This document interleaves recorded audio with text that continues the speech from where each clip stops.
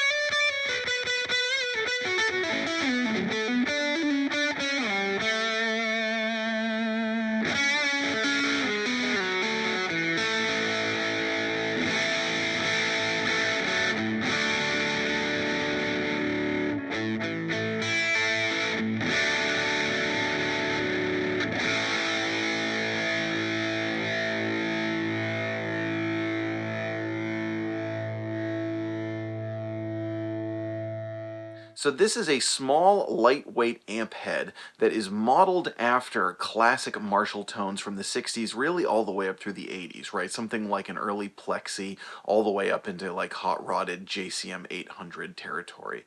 And it really delivers those tones. It also has a multitude of other features. Now, this is a solid-state amplifier. It's got a solid-state preamp with a Class D power amp. And that was part of the innovation that allowed them to get you this sort of sound that really rocks in such a small package. And I've got it right here. It's very small, it's very light, and it's just awesome. Now, I'm also a fan of their other amplifier, which is the BJF S100, modeled more after the Fender tone. And this is designed by Bjorn. One of the things that's always struck me about Bjorn is he does a great job with amp-voiced pedals, right?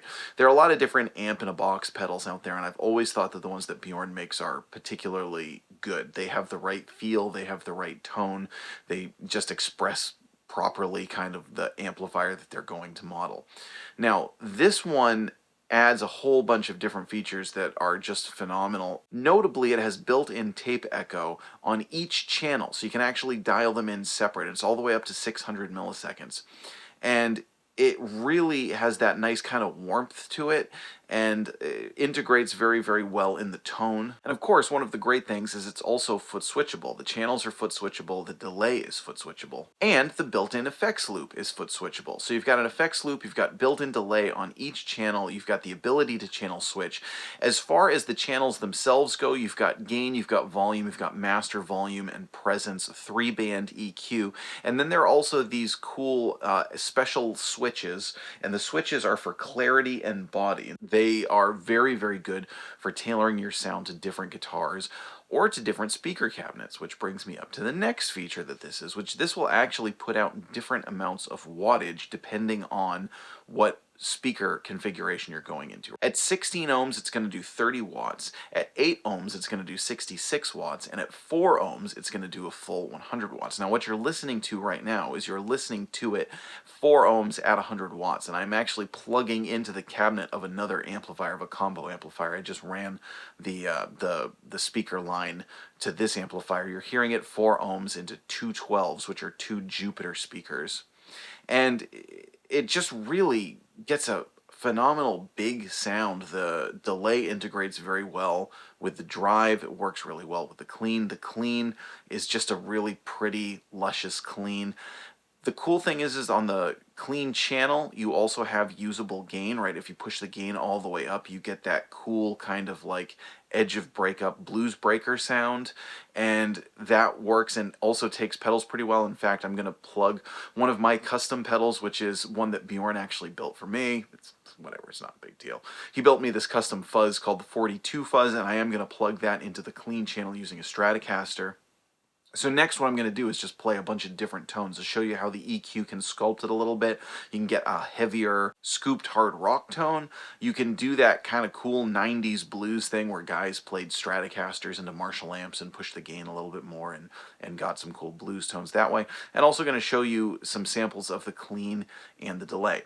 Now, one of the other things about this amp that is phenomenal is it's got a preamp out, and you can use the preamp out for recording direct in if you use it in conjunction with an IR. Now, honestly, the only thing this amp doesn't have that would make it like the perfect amp for me is if it had a built-in speaker simulation.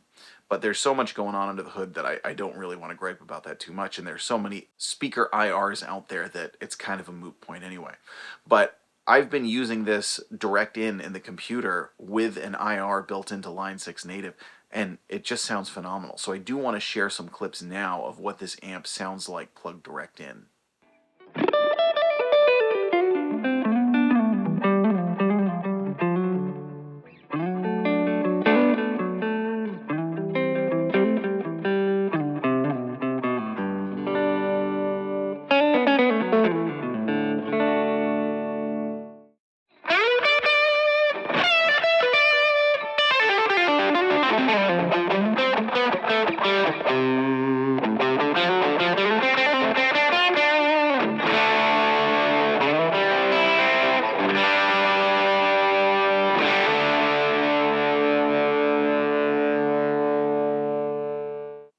So again, that's using an IR from Line 6 native, but that makes it a phenomenal recording tool as well, that you can get realistic tones plugged direct in.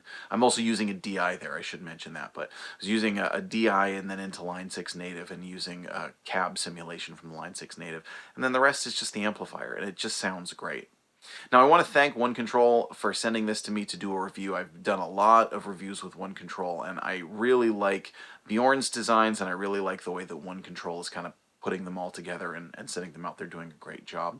So let us know what you think. Is this something that you could see using? I think one of the cool things about it is, again, it's so light, compact. You can put it on your desktop and record direct in. You can take it to a gig with a small speaker cabinet, and you can be plenty loud and plenty present. Now, it is quieter than the equivalent of tubes. That's kind of a common thing that people talk about, that tube watts and solid state watts are different when it comes to volume. However, this will still get plenty loud and give you more than enough for what you need if you're playing in a live band setting. But let us know what you think. What do you think of the tone? What do you think of the look? What do you think of the features? Is this something you could use? How would you use it? Stick around for some more tone here. If you want to help support the channel, follow the link below where you're going to find a whole page of gear recommendations. The links through that are affiliate links, and if you shop through those links, I get a commission at no additional cost to you. You will also find my PayPal and Venmo down in the description. If you send me a tip or donation of $7 or more, I'm going to give you access to a website where you can download all of my music, including jam tracks, past, present, and future. You'll always have access to that website for anything that I do in the future. I'm Jack Fossett. Please remember to like, share, and subscribe, and I hope you enjoy the rest of the video.